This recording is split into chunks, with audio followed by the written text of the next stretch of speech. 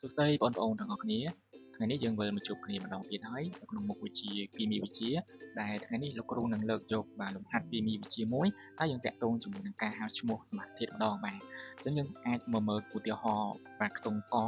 បាទជាឧទាហរណ៍សម្រាប់ឈានទៅដល់ការអនុវត្តបាទខ្ទង់បន្តទៀតបាទអញ្ចឹងនៅក្នុងខ្ទង់កនេះគឺមានរូបមន្ត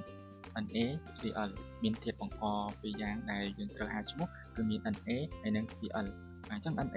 បាទឈ្មោះវាគឺសូដ្យូមហើយនឹង Cl ឈ្មោះបាទក្លរូអញ្ចឹង radical យើងហៅក្លរូបាទអញ្ចឹងឈ្មោះទាំងពីរនេះយើងបាទសរសេរវាចូលគ្នាមកបូកបញ្ចូលគ្នាមកយើងបានរូបមន្តសូដ្យូមក្លរូវាជារូបមន្តនៃ NaCl ហ្នឹងឯងខ្ទង់ខយើងមើលមានធាតុបង្កពីរយ៉ាងដូចគ្នាគឺមាន Na ហើយនិង CO3 បាទចឹងនៅក្នុងកឡោននេះយើងសរសេរឈ្មោះ Na ស្មើ Na ឈ្មោះបាទឈ្មោះសូដ្យូមយើងសរសេរសូដ្យូមដាក់នៅក្នុងកឡោនហ្នឹងមកសូដ្យូមបាទហើយកឡោនទី2យើងសរសេរឈ្មោះ CO3 ឈ្មោះកាបូណាតមកពីអាស៊ីតកាបូនិកកាបូណាតយើងផ្សំរូបមន្តឈ្មោះទាំងពីរនឹងចូលគ្នាយើងបានឈ្មោះរបស់សមាសធាតុហ្នឹងគឺឈ្មោះថាសូដ្យូមកាបូណាត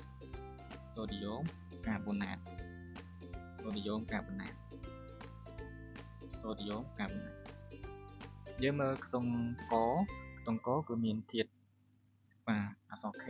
ហើយនិង NO3 អញ្ចឹង K ឈ្មោះប៉ូតាស្យូមចឹងនៅក្នុងកន្លែងនេះយើងសរសេររូបមន្តសរសេរឈ្មោះប៉ូតាស្យូម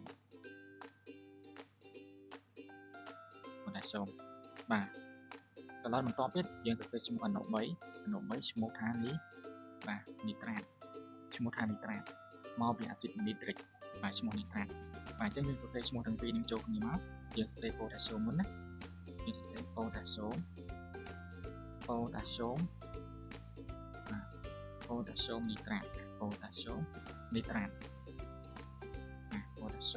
នីត្រាតបាទយើងមើលខ្ទង់ខគឺមានធាតុបង្កពីរមាន Na ហើយនិង SO4 អញ្ចឹង Na ឈ្មោះខាងលើមិញបាទឈ្មោះសូដ្យូមយើងសរសេរបាទសូដ្យូមហើយនឹង SO4 បាទឈ្មោះថាសូលផាតបាទឈ្មោះថាសូលផាតបាទឈ្មោះសូលផាតគឺខ្ញុំផ្សំឈ្មោះទាំងពីរនឹងចូលគ្នានឹងបានបាទសូដ្យូមសូលផាតសូដ្យូម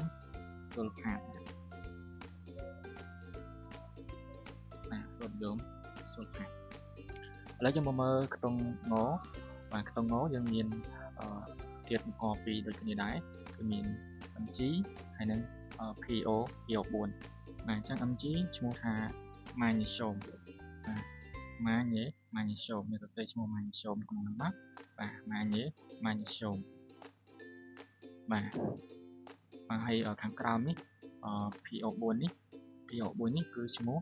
បាទផូស្វាតមកពីអាស៊ីតផូស្វារិកបាទយើងសរសេរមកផូស្វាតបាទបាទខ្ញុំផ្សំឈ្មោះទាំងពីរនឹងចូលគ្នាបានម៉ាញ៉េស្យូមបាទម៉ាញ៉េស្យូមផូស្វាតបាទផូស្វាតបាទម៉ាញ៉េស្យូមផូស្វាតឥឡូវយើងមើលខ្ទង់ចបាទខ្ទង់ចហើយខ្ទង់ចយើងមានធាតុផ្សំពីរគឺមានខ្ទង់ដែងបាទមាន Cu ហើយនិង Cl បាទអញ្ចឹងត្រង់កន្លែងនេះយើងត្រូវមើលបន្តិចណាដោយសារតែខ្ទង់ដែងពេលនេះយើងប្រើវ៉ាឡង់2គឺដោយសារខ្ទង់ដែងនេះគឺវាមានវ៉ាឡង់1ផងហើយនិងវ៉ាឡង់2ផងអញ្ចឹងយើងមើលសន្ទុះនៅ